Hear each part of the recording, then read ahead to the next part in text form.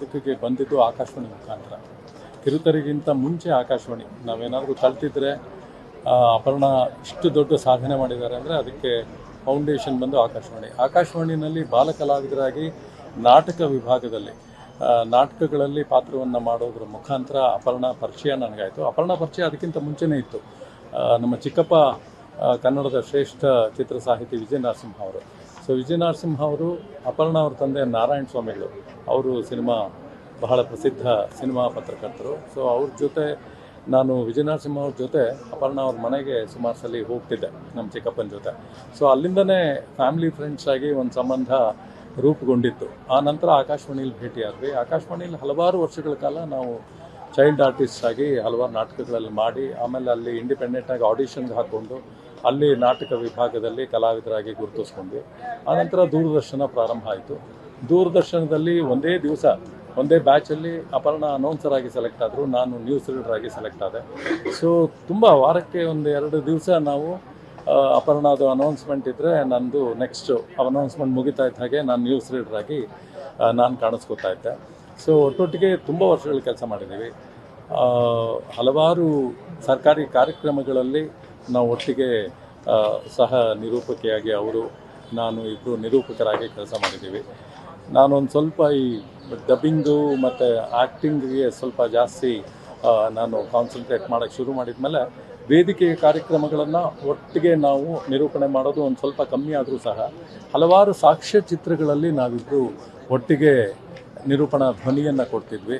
ಹೀಗೆ ಸುಮಾರು ಒಂದು 45 ವರ್ಷಗಳ ಒಡನಾಟ ಅಪರ್ಣ ಜೊತೆ ನನಗೆ ಈ ಕಲಾ ಮಾಧ್ಯಮದಲ್ಲಿ.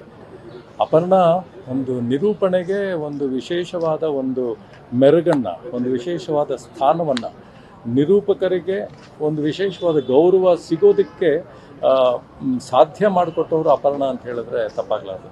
ಯಾಕಂದರೆ ಅಪರ್ಣ ತುಂಬ ಚೆನ್ನಾಗಿ ಅವರು ತಂದೆ ಸಾಹಿತ್ಯ ಕ್ಷೇತ್ರದಲ್ಲೇ ಇದ್ದವರು, ಸಿನಿಮಾ ಪತ್ರಕರ್ತರು. ಅವರಿಂದನೇ ಬಂದಂತಹ ಈ ಭಾಷಾ ಕಲಿಕೆಯ ಆಸ್ತೆ ಅವರು ಕೂಡ ಬರವಣಿಗೆಯಲ್ಲೆಲ್ಲ ತೊಡಗಿಸ್ಕೊಂಡು ಭಾಷೆ ಬಗ್ಗೆ ತುಂಬ ಓದ್ಕೊಂಡಿದ್ರು. ಅಪರ್ಣ ಹಲವಾರು ಲೇಖನಗಳನ್ನು ದಿನಪತ್ರಿಕೆಗಳಲ್ಲಿ ಬರೆಯೋರು. ತುಂಬ ಶ್ರಮಪಟ್ಟು ಭಾಷೆಯ ಹಿಡಿತವನ್ನು ಅವರು ಸಂಪಾದನೆ ಮಾಡಿಕೊಂಡು ಅವರ ಭಾಷಾ ಪ್ರಯೋಗ ಆಗಲಿ, ಅವರ ನಿರೂಪಣಾ ಒಂದು ಆ ಶೈಲಿ ಇದೆಯಲ್ಲ, ಒಂದು ಸ್ಟೈಲ್ ಇತ್ತು. ಅಪರ್ಣ ಒಂದು ಮುದ್ದಾಗಿ ಮಾತಾಡೋರು.